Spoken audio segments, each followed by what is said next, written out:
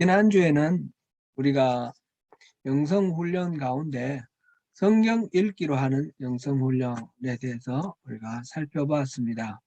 하나님의 음성 듣는 삶의 그 시리즈로 지금 성경 읽기를 통해서 하나님의 음성을 듣고 또 영적으로 성숙되어가는 그런 영성훈련을 하자, 그런 취지로 지금 같이 말씀 보고 있습니다. 지난주는 성경 읽기를 했는데 성경은 하나님의 특별 계시죠. 하나님 계시가 일반 계시, 특별 계시 있다 그랬고요. 특별 계시는 예수 그리스도가 특별 계시인데 예수 그리스도에 관해서 기록한 하나님의 말씀이 성경입니다.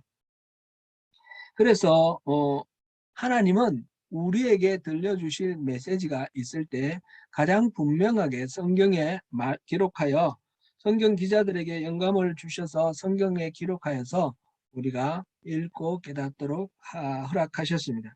그래서 성경을 읽는 사람은 단지 문자가 가리키는 그 메시지만이 아니라 그 문맥과 그 행간 속에 하나님께서 불어넣어 놓으신 그 하나님의 뜻을 알아듣고 분별하는 그런 과정이 꼭 필요하다는 것입니다. 그래서 그 음성을 듣는 성경 읽기는 내가 성경을 읽는 것이 아니라 성경이 나를 읽도록 그렇게 하자라는 말씀을 우리가 함께 나누었습니다.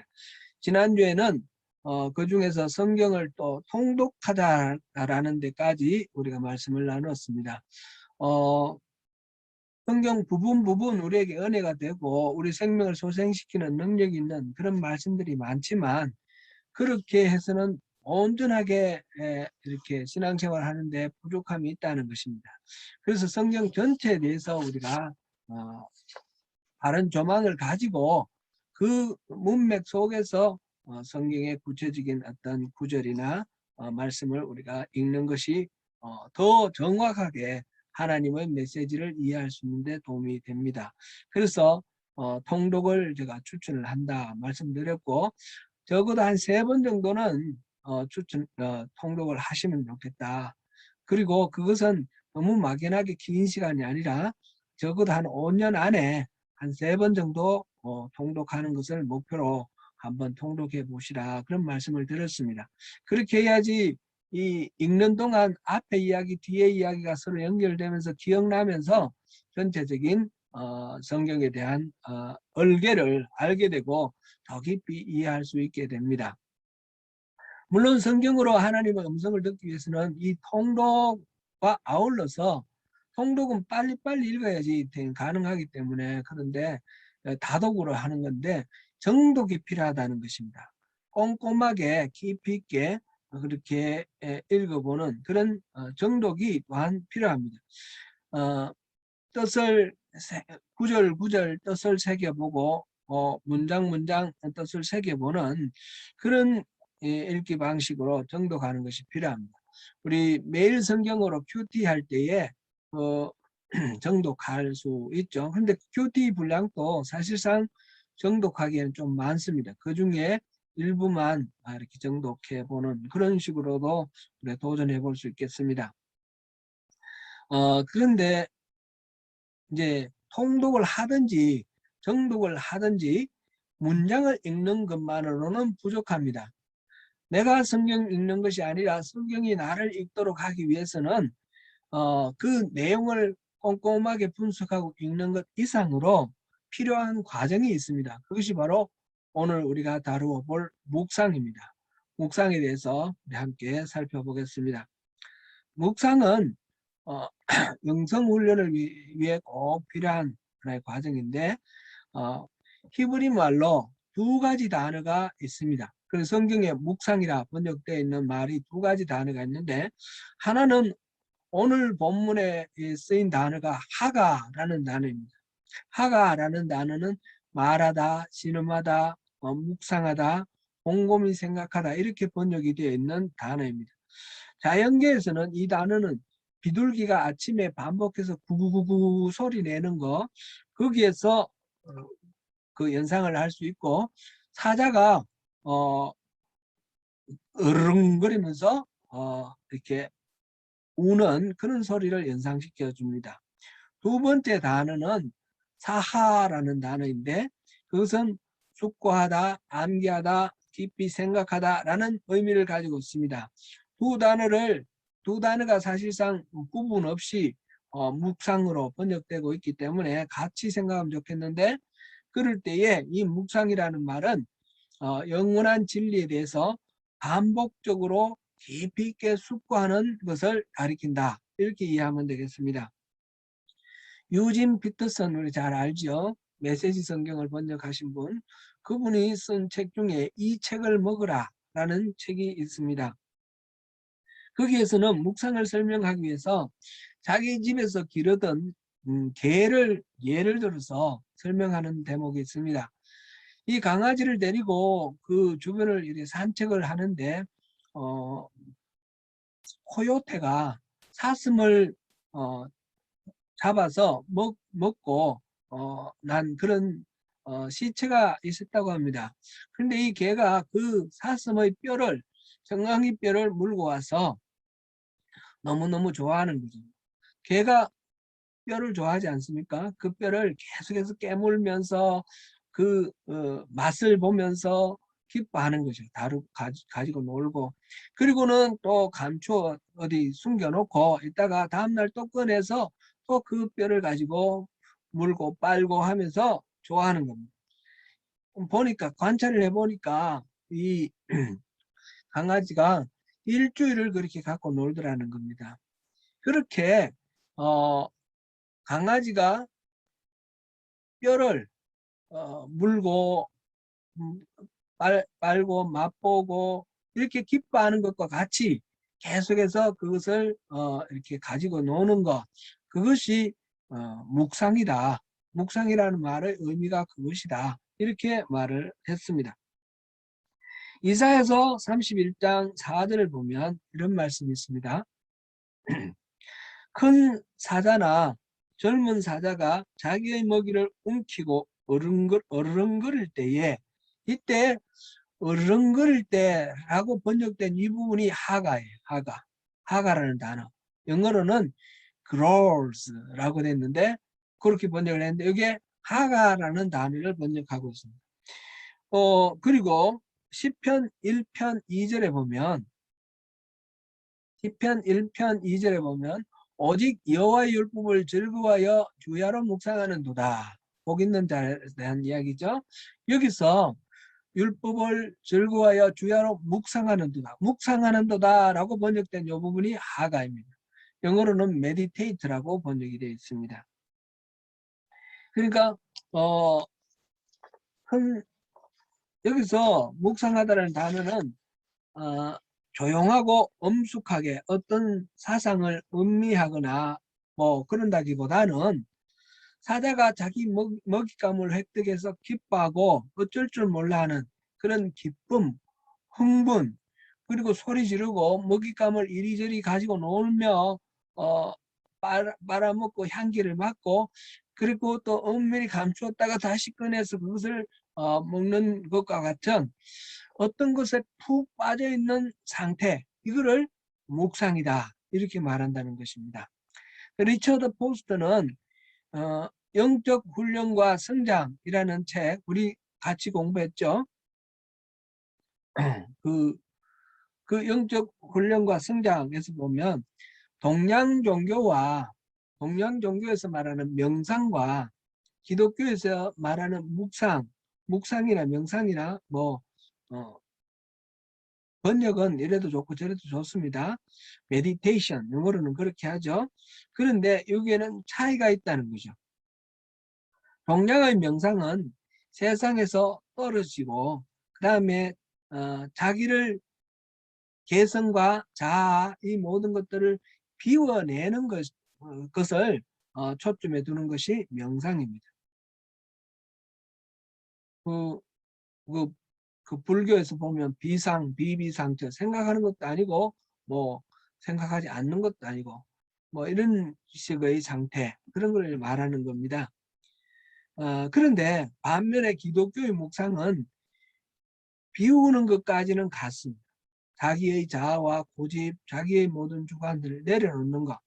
그리고 거기서 끝나지 않고 채우는 과정까지 간다는 것입니다.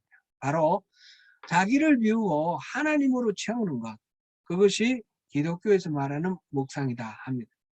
누가복음 11장 24절에서 26절 말씀을 보면 그 귀신 들린 사람 귀신을 쫓아냈더니 나중에 이 귀신이 돌아다니다가 다시 보니까 여전히 비어 있어서 자기 친구 7 귀신을 데리고 들어왔다. 그런 이야기가 있죠. 그냥 자기를 비우는 것만으로 끝나면 위험하다는 것입니다. 그 자리에 하나님으로 채워야 한다. 이것이 기독교에서 말하는 묵상입니다. 묵상은 그러므로 이건 어떤 전문가에게 맡길 것이 아니고 모든 그리스도인들이 반드시 해야 하는 것이며 그렇게 되는 것이 자연스럽다라고 설명하고 있습니다. 그리고 이 묵상은 결코 현실 도피가 아니고 오히려 현실에 대해서 실제적이고 현실적인 하나님의 그 지침을 받아들이는 것이다 라는 것으로 말하는 영적 통찰력을 받는 것이다. 이렇게 우리가 생각을 해야겠습니다. 묵상은 우리의 생각을 하나님의 생각에 맞추는 과정이다. 이렇게 볼 수 있습니다. 어떤 신비한 종교 생활이 아니라 일상의 삶 속에서 우리의 사고방식, 우리의 생각을 하나님의 관점에서 하나님의 사고방식으로 그렇게 바꾸고 조정하는 과정입니다. 우리의 성품이 하나님의 성품을 닮아가는 과정입니다. 그래서 이것을 영성이 깊어진다. 그렇게 말할 수 있습니다. 그래서 묵상은 영성 훈련에 아주 중요한 요소가 됩니다. 묵상을 하는 데 있어서 가장 기본적인 것이 성경을 묵상하는 것입니다. 우리 지난 시간에 지난주에 우리 통독하고 멈추었는데 이제 거기까지 멈추면 의미가 없는 거죠. 이제 묵상까지 가야 되는 것입니다. 성경은 다름 아니라 성경을 묵상한다는 것은 다름 아니라 성경의 본문을 하나님이 들려주시는 말씀으로 받아들이는 과정입니다. 기록된 말씀을 읽을 때 그 내용을 반복해서 읽고 깊이 생각하면서 하나님의 음성에 귀를 기울이는 것입니다. 한 사건을 이렇게 길이로 따지면 한 사건을 이렇게 다룰 때는 제법 긴 한 장이 될 수도 있고 2장이 될 수도 있고요. 또는 어떤 비유를 다룰 때 이제 한 장 중에 몇 절 이렇게 될 수도 있고요. 또는 한 구절만 가지고 할 수도 있고 또는 한 단어만 가지고 할 수도 있습니다. 그렇게 해서 깊이 생각하고 또 생각해서 그 상황 속에 파고들어서 그것을 통해서 하나님이 주시는 의미, 메시지를 분별해내는 것입니다. 리차드 포스트는 이렇게 표현을 했습니다. 바다의 냄새를 맡으라. 해변의 파도 소리를 들으라. 무리들을 보라. 머리에 비치는 태양과 뱃속의 굶주림을 느끼라. 공기 속의 소금기를 맛보라. 그의 옷자락을 만지라. 완전히 감정이입해서 그 속에 들어가라는 얘기입니다. 이것에 대해서 알렉산더 화이트의 권고를 인용을 했습니다. 알렉산더 화이트의 권고.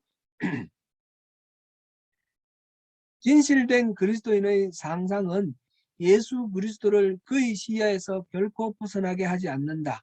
당신은 신약을 편다. 그 순간 당신은 상상을 통하여 그 현장에 있는 그리스도의 제자들 가운데 하나가 된다.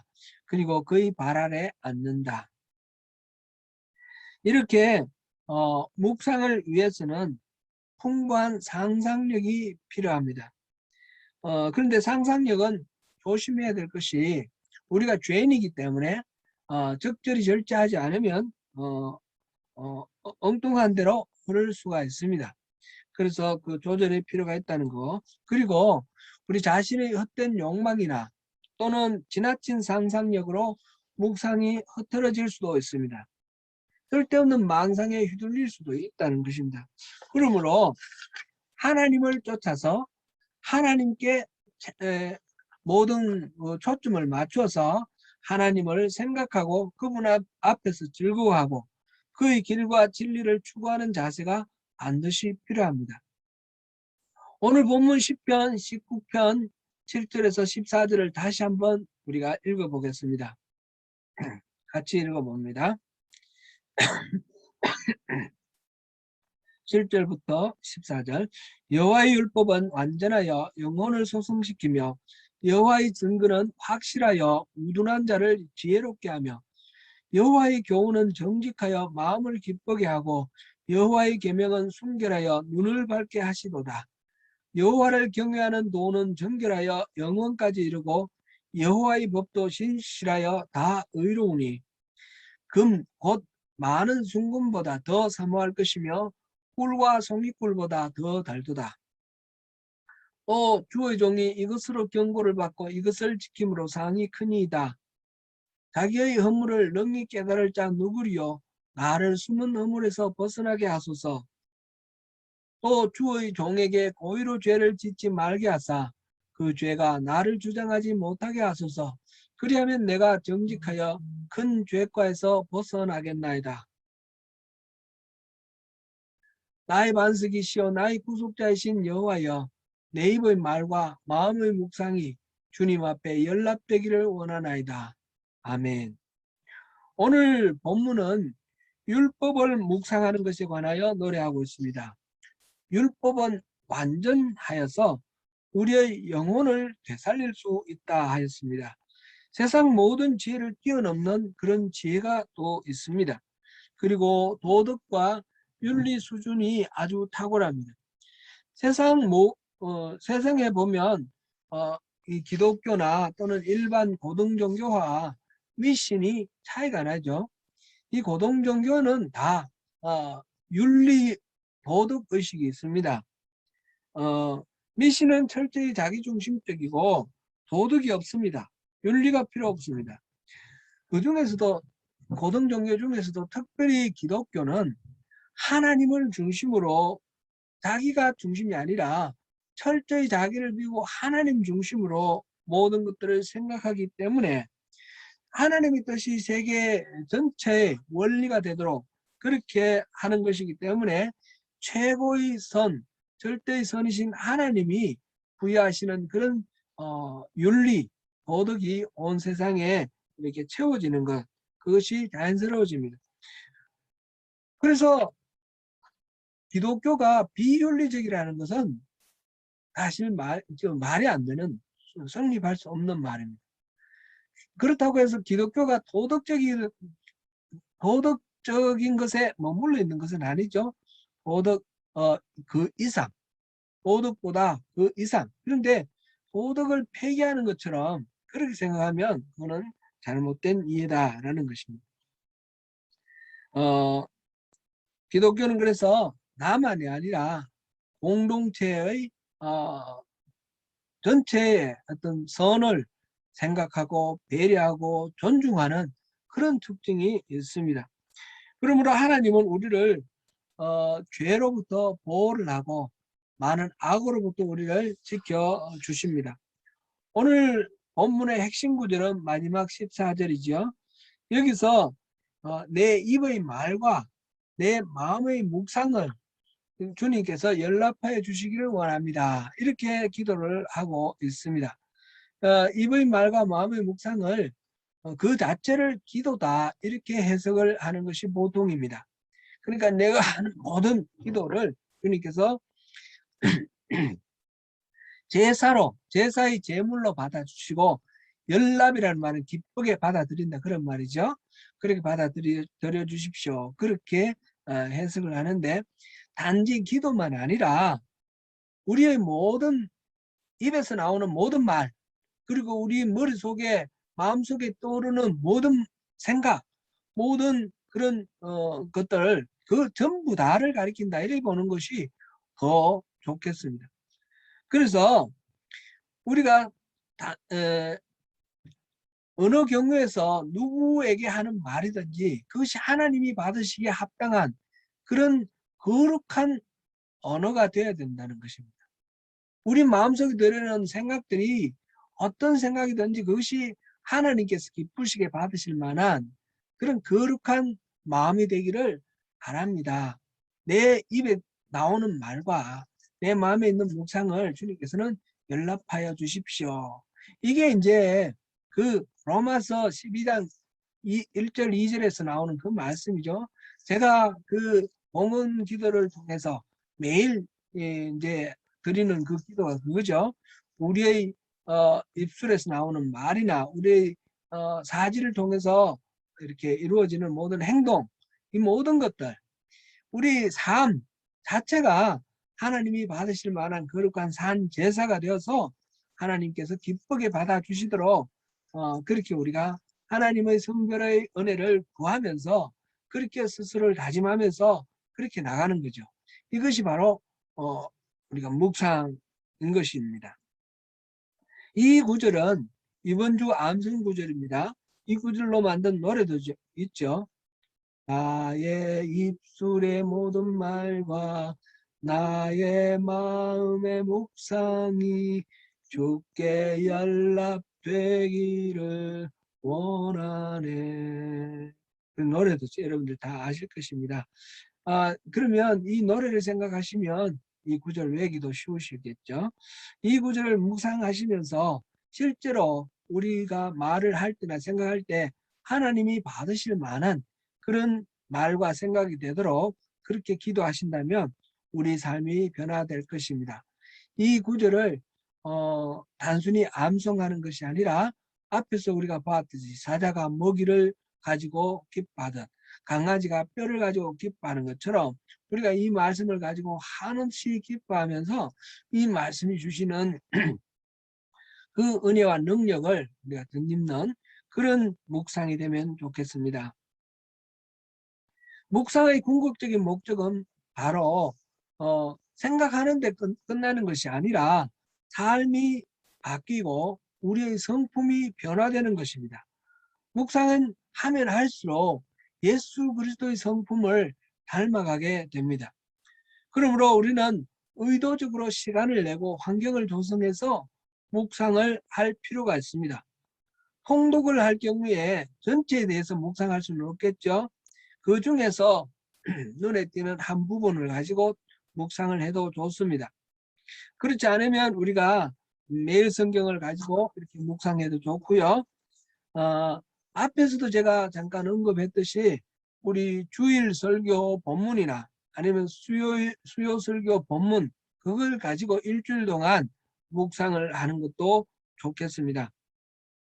큐티를 할 때 강조되는 것이 적용을 많이 강조를 하는데 이 묵상을 생각할 때는 너무 적용에 얽매이지 말고 우리의 그 말씀의 은혜를 더 누리는데 더 큰 비중을 두면 좋겠습니다.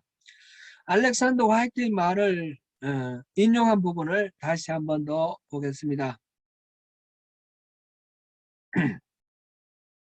제가 읽습니다. 당신은 거룩한 기름을 부음받은 상상력을 가지고 신약을 다시 펼친다. 당신은 어떤 때는 세리가 되고 어떤 때는 탕자가 되며 어떤 때는 막달라 마리아가 되고 어떤 때는 뜰에 있는 베드로가 된다. 그리하여 신약 성경 전체가 모두 당신의 자서전이 된다. 영성훈련을 목적으로 성경을 읽을 때 복음서를 중심으로 이렇게 영성훈련을 하는 경우들이 아주 카톨릭 그 수도사들에게 내려오는 하나의 전통이고요. 우리에게도 매우 유용한 하나의 방법입니다. 예수님은 하나님의 뜻을 가장 잘 아시고 가장 완전하게 행하신 분입니다. 그래서 예수님의 마음을 알고 그분의 사역을 동참하는 그런 일에 그런 신분으로 우리가 부르심을 받았는데 하나님이 우리를 부르신 그 목적에 맞게 우리가 하나님 뜻을 잘 분별하고 하나님과 동력자의 삶을 살기 위해서는 예수님의 삶을 우리가 본받을 필요가 있는 것이죠. 그랬을 때 이 복음서, 예수님의 삶을 묵상을 함을 통해서 우리가 더욱 주님께 가까워질 수 있습니다. 묵상이라고 하면 우리가 성경을 통한 묵상, 기록된 하나님의 말씀을 묵상하는 것, 이것을 보편적으로 생각하는데, 묵상은 여기에만 해당되는 것은 아닙니다. 그 다음에 우리가 또 생각해야 될 것은, 앞에서도 우리가 우리의 말과 우리 마음의 묵상 이렇게 표현을 했는데, 우리의 생각 전체, 우리의 행동 전체가 하나님이 받으실 만한 그런 제사로 성별되기 위해서는 모든 것들을 묵상해야 합니다. 이를 위해서 이제 성경을 묵상하는 것, 다음으로 두 번째로 우리가 일상의 모든 일들에 대한 묵상, 이것이 필요합니다. 리차드 포스트는 이것을 집결이라고 표현을 했는데, 영어 원문을 뭐라고 됐는지는 모르겠습니다. 퀘이크 교도들은 집중이라고 부른다, 이렇게 했는데요. 우리의 생각의 단편들, 여러 가지 떠오르는 생각들을 집중시킨다, 그런 의미로 이해를 하면 되겠습니다. 리차드 포스트가 퀘이크의 방법을 소개하고 있는데, 한번 우리가 참조하면 좋겠습니다. 먼저 손바닥을 아래로 해서, 이렇게 손바닥을 아래로 해서 묵상하면서 기도한다는 거죠. 내 생각하고 있는 여러 가지 것들, 예를 들어서 누구가 무진장 밉다 그러면 그 미워하는 사람에 대한 그 미움, 또는 뭐 오늘 치과에 가야 되는데 이가 너무너무 고통스러우니까 몸이 살이 떨릴 정도로 막 진절이 나는 그런 고통이 생각나니까 너무너무 두렵습니다. 이 두려움도 이제 생각을 하고, 생활비가 부족하니까 고민이 된다는 거죠. 그 고민도 거기에 이제 말하자면 손바닥을 아래로 한다는 것은 내 손에서 내려놓는다는 거죠. 그래서 주님께 드리는 겁니다.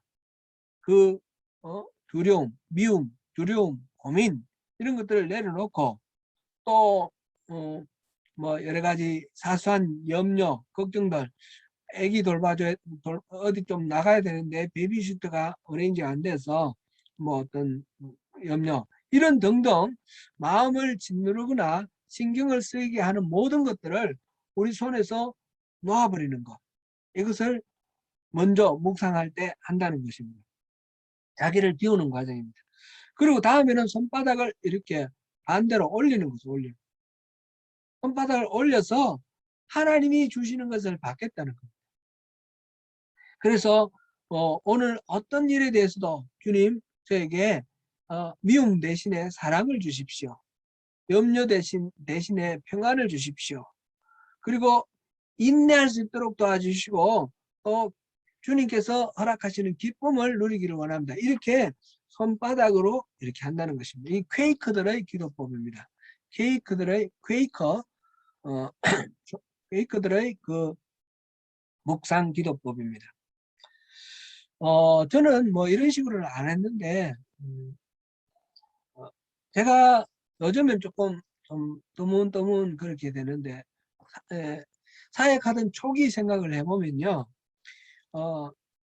하루 시작할 새벽 기도할 때에 하나님께 이제 그 본문을 가지고 묵상하고 난 뒤에 오늘 하루의 일과를, 오늘 할 일들을 전부 하나님께 다 구했어요.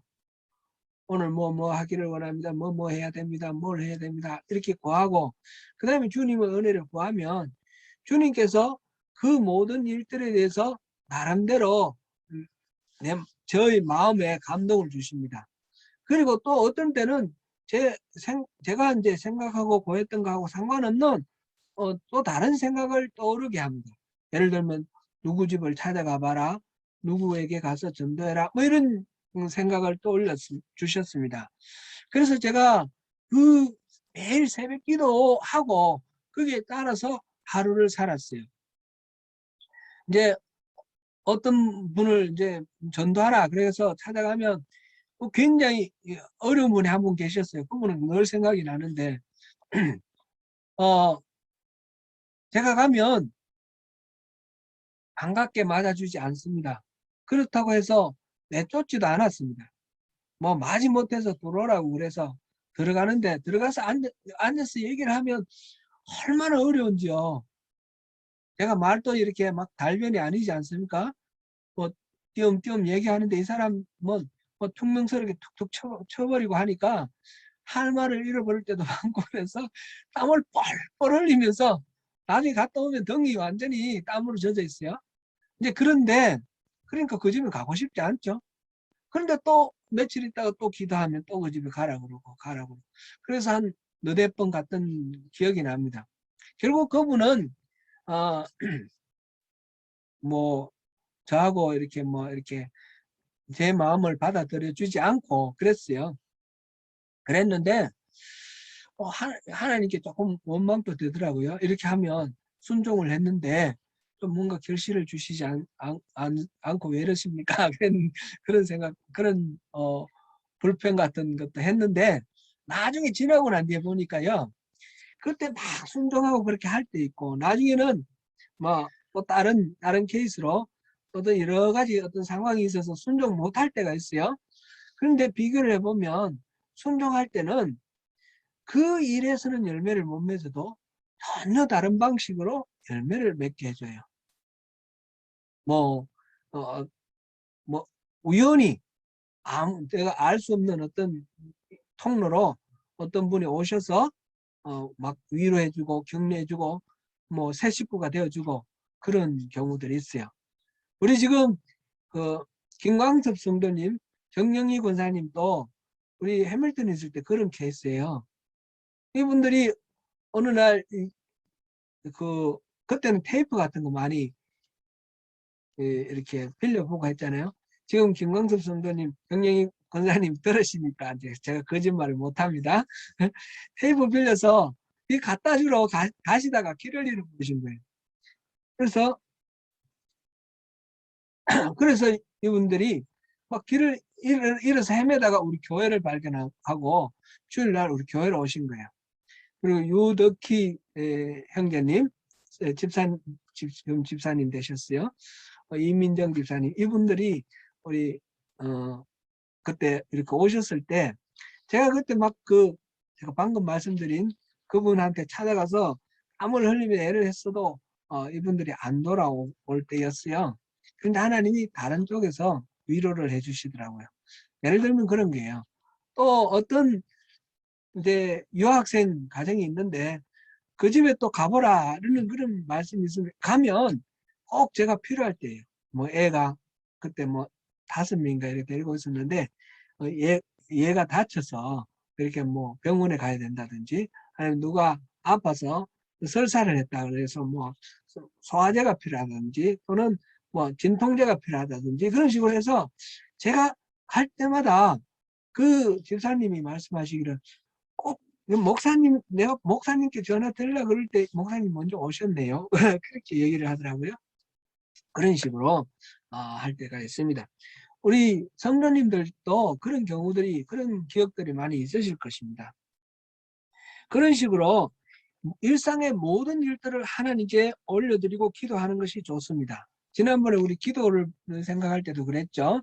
기도도 바로 그렇게 함으로써 나의 모든 생활을 주님이 주인 되어 주십시오.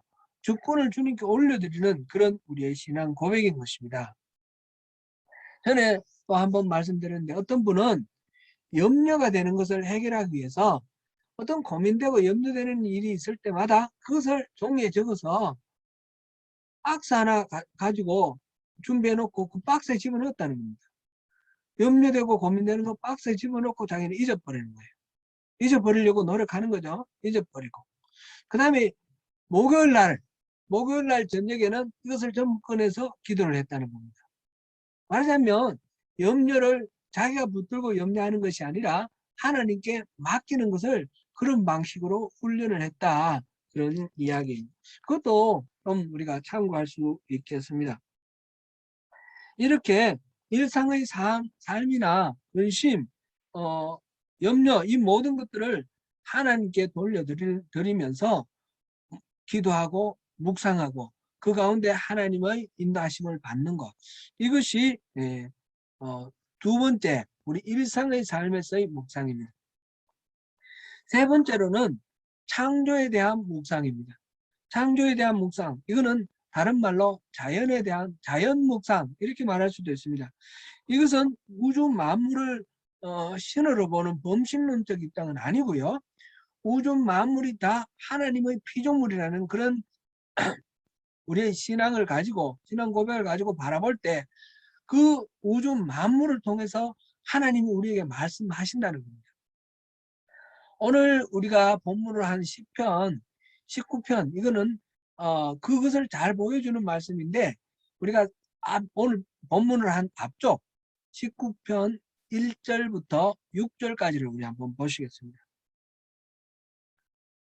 19편 1절부터 6절까지 같이 읽어봅니다. 하늘이 하나님의 영광을 선포하고 궁창이 그의 손으로 하신 일을 나타내는 도다. 날은 날에게 말하고 밤은 밤에게 지식을 전하니 언어도 없고 말씀도 없으며 들리는 소리도 없으나 그의 소리가 온 땅에 통하고 그의 말씀이 세상 끝까지 이르도다. 하나님이 해를 위하여 하늘에 장막을 베푸셨도다. 해는 그의 신방에서 나오는 신랑과 같고 그의 길을 달리기 기뻐하는 장사 같아서 하늘 이 끝에서 나와서 하늘 저 끝까지 운행하며 그의 열기에서 피할 자가 없도다. 아멘. 우리가 이제 일반 계시를 말할 때에 자연을 통해서 말씀하신다 그랬죠? 이 자연을 통해서 말씀하시는 거예요. 우주의 창조자이신 하나님께서 창조하신 창조물 모든 것들을 통해서 말씀을 하시는데 그 자연을 통해서 하나님의 메시지를 듣자는 것입니다. 그래서 헨리 나우엔이라는 분 아시죠? 이 헨리 나우엔은 자연은 하나님의 모국이다. 하나님의 마더탕, 일반적으로 쓰시는 언어다. 아주 기본적인 언어다 이런 거죠. 하나님의 모국이다 이렇게 표현을 하였습니다. 나무를 보고 꽃을 보고 그러면 그 속에 오묘한 하나님의 그 솜씨, 하나님의 진리, 의도가 담겨 있는 것입니다. 꽃을 한번 생각해 보십시오. 너무 오묘하지 않습니까? 대칭적으로 다 이루어진 거. 참 우리 가슴이 찌릿찌릿할 정도로 참 작은 풀잎 하나, 꽃잎 하나 속에 그런 하나님의 솜씨가 담겨 있습니다. 땅에 기는 작은 동물들 그리고 그것들의 하찮은 움직임들 그 하나하나를 통해서 하나님은 그분의 영광을 우리에게 비추고 계십니다. 그리고 이제 네 번째로는 우리 시대의 사건을 묵상하는 것입니다. 자연을 묵상하는 것이 아니라 현재의 역사적 사건을 묵상하는 것이죠. 이 묵상을 통해서 우리는 그리스도인들은 선지자적인 그런 안목이 있어야 됩니다. 그 선지자적인 안목을 갖게 됩니다. 하나님은 우리에게 이 땅을 정복하고 다스리라 그렇게 말씀하셨습니다. 그것은 이 땅의 자원을 마음대로 소모하고 이 땅에 군림하고 뭐 그러라는 뜻이 아닌 걸 우리가 여러 번 살펴봤죠. 이 땅을 하나님의 창조 질서 그대로 보존하고 지키라는 것입니다.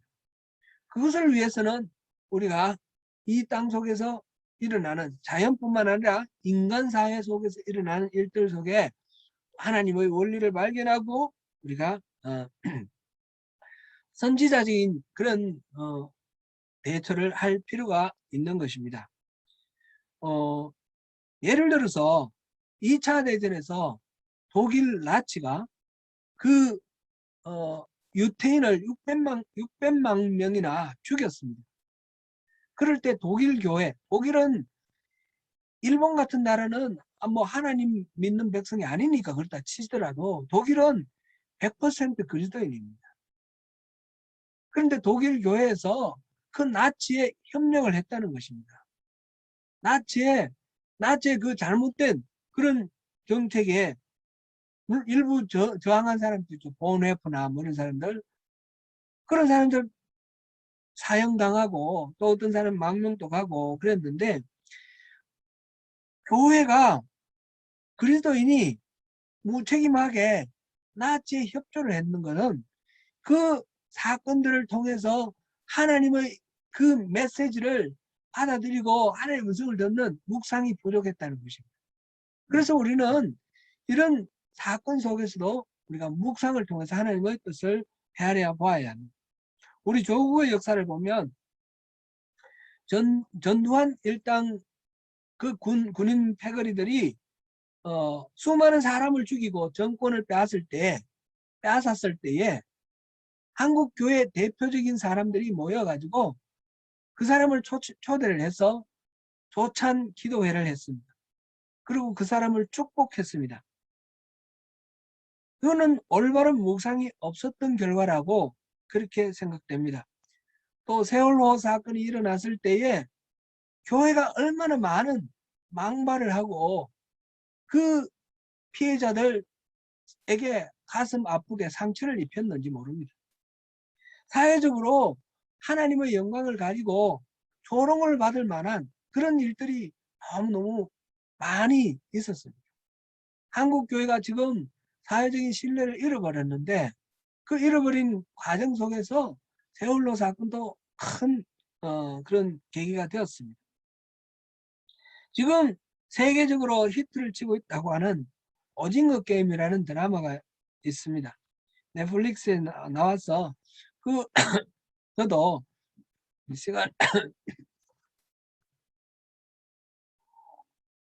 시간을 많이 들여서 봐야 되기 때문에 아깝기는 했지만 한번 봤습니다. 봤는데 거기에 목사가 등장합니다. 그런데 그 등장인물 목사는 찌질이 중에 찌질입니다. 아마 감독이 안티크리스찬인 것 같아요. 그럼 목사가 너무 찌질이고, 그중에 또 한 인물이 목사의 딸로 나오는데, 그 목사가 아내를 폭행하고 죽였습니다. 그리고 딸을 성폭행했습니다. 그래서 이 딸이 아버지를 죽인 그런 인물로 나옵니다. 목사가. 이렇게 추악하고 사악하고 이중적인 캐릭터로 목사가 이렇게 거론되는 거. 그 외에 두 가지 또 더 아이템이 있는데, 주인공이 처음에 뭐 이렇게 앉아 있을 때에 어떤 사람이 다가와서 이렇게 접근을 하는데, 말을 거는데 뭐라고 반응하냐면, 나는 예수 안 믿습니다. 나는 불교입니다. 그렇게 말을 해요. 그러니까 이건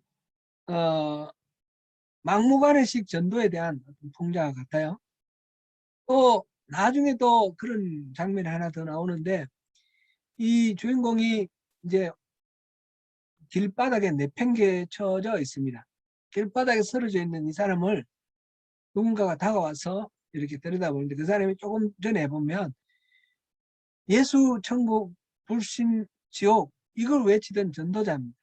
그 사람이 다가와가지고 들여다보면서 그 쓰러져 있는 사람을 돌보고 어디 아픈지 관심을 갖는 것이 아니라 예수 믿으세요? 그러고 간다는 거죠. 이건 좀 지나치게 희화화한 그런 조롱을 한 그런 캐릭터, 그런 설정이라고 생각되는데, 따로 제가 확인은 할 수가 없습니다. 감독이 어떤 성향인지. 그러나 분명히 기독교에 대한 반감이 매우 큰 것이 반영되어 있다, 이런 생각이 됩니다. 그러나 그럼에도 불구하고 이게 오늘날 한국 기독교의 현 주소를 반영하는 것이다 라는 그런 뼈아픈 반성도 우리가 해야 되겠다 싶습니다. 최근에는 기후변화가 매우 심각합니다. 이것이 인간이 지구를 함부로 대했기 때문에 뭐 자연의 보복이다 이렇게 표현하기도 합니다. 최근에는 인류세라는 그런 용어가 쓰이기 시작했습니다. 인류세. 엔트로포신 이렇게 하는데, 이것은 인류가 지질 변화에 영향을 주기 시작한 때로부터 오늘까지의 시기를 가리키는 지질학적 용어입니다. 지질학 우리 고등학교 때, 중학교 때 배웠던 거 생각해 보면 뭐 성캄브리아기, 고생대, 중생대, 신생대가 있는데 우리가 사는 지금은 신생대에 해당합니다. 한 260만 년 정도 됐나요? 그리고 이 신생대에서도 1기, 2기, 3기가 있는데 지금 4기에 해당됩니다. 4기는 이제 홀로세라고 그럽니다. 홀로세. 우리가 학교 배웠을 때는 충적세 그랬습니다. 그 바로 앞에는 홍적세, 충적세. 이제 홍적세와 충적세 사이에 빙하기가 있어서 그 빙하기가 끝나고 그 전에 있던 맘모스 이런 것들이 다 멸종되고 그렇게 시작된 게 이제 지금 현재의 충적세입니다. 이거를 영어로는 홀로세라고 그럽니다. 홀로세. 이 충적세, 홀로세 중에서 지금은 그 홀로세가 끝났고 이제 인류세라는 겁니다. 인류세. 지질 변화에 인류가 영향을 미친다는 것입니다. 그러니까 탄소 연료를 많이 쓰고 그래서 이산화탄소 배출이 많아져서 이 대기의 온도가 올라가고 그러면 또 북극 남극의 빙하가 녹고 이러면서 이 지질적인 변화가 일어난다는 거죠. 그리고 플라스틱을 너무 많이 써서 이거는 뭐 썩지도 않는 이런 것들이 너무 많이 써서 이 지구를 오염시킨다라는 것입니다. 그래서 이 인류세라는 것은 산업혁명 때부터 시작됐다라고 보는 견해도 있고 뭐 원자폭탄 실험하는 것부터 시작했다는 그런 이론도 있는데 어쨌든 우리 인류가 지구의 그 지질에 변화를 시켜주는 그런 요인이 되었고 이런 인류세라는 용어를 쓰는 이유는 곧 인류는 멸망할 거라는 것입니다. 인류가 멸망해도 지구는 그대로 있을 거고 인류는 멸망할 거다. 그런 이야기, 그런 생각으로 지질학 하는 사람들이 지금 하는 이야기입니다. 교회에서 세상 일을 뭐 이야기하는 것이 은혜가 되느냐 뭐 그런 생각을 해볼 수도 있습니다. 특히 정치 얘기하는 것은 안 좋은 것 같습니다. 정치 얘기에 어떤 자기의 정치적 견해와 일치하지 않는 것 때문에 막 싸우고 다투고 이러면 그것도 참 곤란하죠. 한 뭐 얼마 전에 어떤 분이 오셨다가 교회에서 계속해서 뭐 정치적인 얘기를 해서 제가 좀 만류를 했더니 떠나버리셨어요. 그런 사례도 있고 참 안 좋습니다. 그러나 세상적인 그런 것들을 우리가 관심을 갖지 않고 우리는 초월적으로 세상을 떠나서 사는 것은 아닙니다. 이 세상에 대해서 책임을 가지고 자연에 대해서도 책임을 가지고 또 이 사회에 대해서도 사회와 역사에 대해서도 책임을 가져야 하는 존재입니다. 그 자연과 사회 역사가 하나님의 뜻에 따라서 하나님의 나라가 되도록 우리가 정복하고 다스릴 책임이 있는 것입니다. 그러기 위해서는 그러한 어떤 사건들, 역사들 이런 것들을 묵상을 하고 그 속에서 하나님의 뜻을 분별하는 것이 필요합니다. 그래서 묵상은 성경을 묵상하는 것이 있고 그리고 우리 일상사를 묵상하는 것이 있고 자연을 묵상하는 것이 있고 역사, 사회를 묵상하는 것이 있습니다. 사랑하는 성도 여러분, 이 묵상은 해도 좋고 안 해도 좋고가 아니라 그리스도인으로서 자연스럽게 하는 것이 당연하다. 하나님의 음성을 듣는 그래서 하나님의 뜻에 합당한 삶을 사는 그런 참된 그리스도인의 삶, 영성 깊은 그리스도인의 삶을 사는 것이 자연스럽고 당연하다라는 것입니다. 성경 말씀에 대해서 또는 일상의 일들에 대해서 하나님이 지으신 창조물에 대해서 그리고 우리 시대의 사건들에 대해서 깊이 묵상하고 하나님의 음성을 듣고 분별하는 삶이 필요합니다. 이를 통해서 하나님의 동력자로서 우리의 삶이 더욱 의미 있게 될 것입니다. 오늘도 깊은 묵상과 기도 가운데에 우리 속에 임재하시고 말씀하시는 하나님 음성을 듣고 순종하면서 하나님의 은혜와 능력을 풍성하게 체험하시고 영적으로 더욱 성숙해지시는 저와 여러분이 되시기를 축원합니다.